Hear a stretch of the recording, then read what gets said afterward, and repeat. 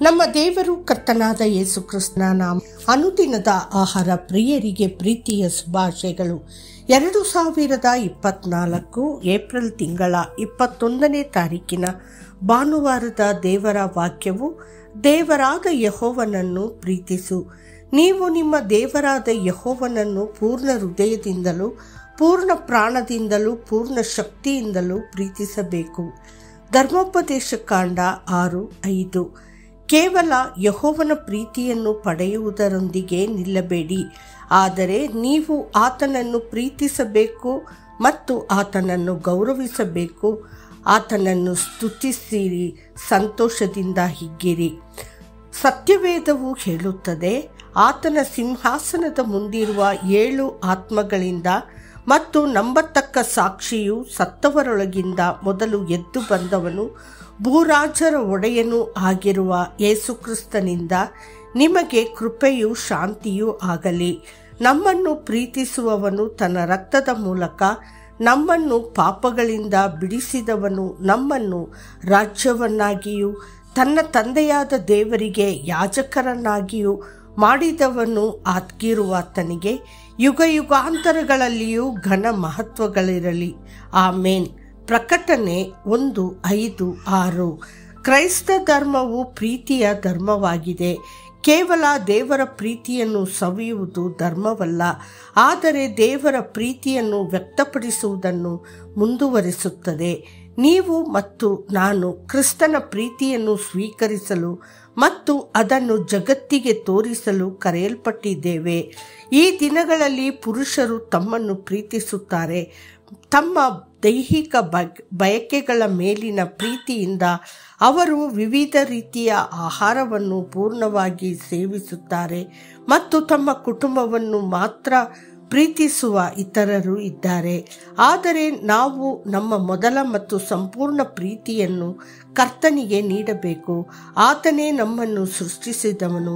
ಆತನು ನಮಗಾಗಿ ತನ್ನ ಪ್ರಾಣವನ್ನು ಕೊಟ್ಟನು. ನಮ್ಮನ್ನು ಹುಡುಕಿಕೊಂಡು ಬಂದು ನಮ್ಮನ್ನು ಅಪ್ಪಿಕೊಂಡನು. ನಮ್ಮ ಸಲುವಾಗಿ ಕೊನೆಯ ಹನಿ ರಕ್ತವನ್ನು ಕೊಟ್ಟನು ಮತ್ತು ನಾವು ಅವನನ್ನು ಹೇಗೆ ಪ್ರೀತಿಸಬಾರದು?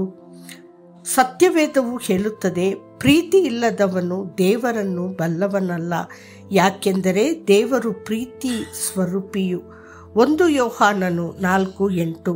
ಇದನ್ನು ತಪ್ಪಾಗಿ ಅರ್ಥೈಸಿಕೊಂಡು ಪ್ರೀತಿಯೇ ದೇವರು ಎಂದು ಹೇಳುವವರು ಇದ್ದಾರೆ. ಪ್ರೀತಿ ದೇವರ ಲಕ್ಷಣ ಮತ್ತು ಪ್ರೀತಿಯು ದೇವರಿಂದ ನಿಮ್ಮ ಕಡೆಗೆ ಹರಿಯುತ್ತದೆ. ದೇವರು ಪ್ರೀತಿ ಮತ್ತು ಅವನು ಪ್ರೀತಿಯಿಂದ ಎಲ್ಲವನ್ನು ಸೃಷ್ಟಿಸಿದನು. ಅವನ ಪ್ರೀತಿಯಿಂದ ಸೃಷ್ಟಿಗಳೆಲ್ಲವೂ ಸೃಷ್ಟಿಯಾದವು. ಸೂರ್ಯ, ಚಂದ್ರ ಮತ್ತು ನಕ್ಷತ್ರಗಳು, ಪರ್ವತಗಳು ಮತ್ತು ಬೆಟ್ಟಗಳು ಮತ್ತು ಗಾಳಿಯು. ಒಬ್ಬ ಕ್ರೈಸ್ತನು ತನ್ನಲ್ಲಿ ದೇವರ ಪ್ರೀತಿಯನ್ನು ಹೊಂದಿಲ್ಲದಿದ್ದರೆ ಅವನು ಕ್ರೈಸ್ತನಾಗಿರಲು ಸಾಧ್ಯವಿಲ್ಲ. ಅದಕ್ಕಾಗಿಯೇ ಅಪೊಸ್ತಲನಾದ ಪೌಲನು ಪ್ರೀತಿಯ ವಿಶೇಷ ಅಧ್ಯಾಯವನ್ನು ಬರೆದನು. 1 ಕೊರಿಂಥದಲ್ಲಿ 13ನೇ ಅಧ್ಯಾಯದಲ್ಲಿ 1ನೇ ವಚನದಲ್ಲಿ, ನಾನು ಮನುಷ್ಯರ ಮತ್ತು ದೇವತೆಗಳ ಭಾಷೆಗಳಲ್ಲಿ ಮಾತನಾಡುತ್ತಿದ್ದರೂ ಪ್ರೀತಿ ಇಲ್ಲದವನು ನಾನು ಧ್ವನಿಸುವ ಹಿತ್ತಾಳೆ ಮತ್ತು ನಾದದ ತಾಳವಾಗಿದ್ದೇನೆ ಎಂದು ಹೇಳುವ ಮೂಲಕ ಅವನು ಅಧ್ಯಾಯವನ್ನು ಪ್ರಾರಂಭಿಸುತ್ತಾನೆ. ಯೆಹೋವನು ಕೆಲವು ಜನರಿಗೆ ಆತ್ಮಿಕ ವರಗಳನ್ನು ಮತ್ತು ಅಧಿಕಾರಿಗಳನ್ನು ನೀಡಿದಾಗ ಮತ್ತು ಅವರ ಮೂಲಕ ಅದ್ಭುತಗಳನ್ನು ಮಾಡಿದಾಗ ಅವರು ತಮ್ಮ ಹೃದಯದಲ್ಲಿ ಅಹಂಕಾರವನ್ನು ಹೊಂದುತ್ತಾರೆ ಮತ್ತು ತಮ್ಮ ಮೊದಲ ಪ್ರೀತಿಯನ್ನು ಕಳೆದುಕೊಳ್ಳುತ್ತಾರೆ. ಅವರು ಇತರರನ್ನು ಗೌರವಿಸಲು ವಿಫಲರಾಗುತ್ತಾರೆ. ಆದರೆ ಪ್ರೀತಿ ಇಲ್ಲದೆ ಮಾಡಿದ ಕಾರ್ಯಗಳಿಂದ ಯಾವುದೇ ಪ್ರಯೋಜನವಿಲ್ಲ. ದೇವರ ಮಕ್ಕಳೇ, ದೇವರ ಪ್ರೀತಿಯು ನಿಮ್ಮ ಕುಟುಂಬದಲ್ಲಿ ನಿಮ್ಮನ್ನು ಮೇಲಕ್ಕೆತ್ತುವಂತೆ ಮಾಡಲಿ. ನಿಮ್ಮ ಸಭೆಯಲ್ಲಿ ಮತ್ತು ನಿಮ್ಮ ಸೇವೆಯಲ್ಲಿ ಪ್ರೀತಿ ಇಲ್ಲದ ಕ್ರೈಸ್ತ ಧರ್ಮವಲ್ಲ.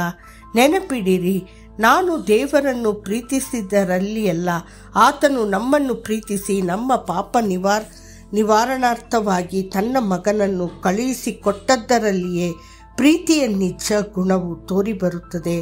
1 ಯೋಹಾನ 4:10. ನಿಮ್ಮನ್ನು ಆಶೀರ್ವದಿಸಲಿ. ಆಮೇನ್.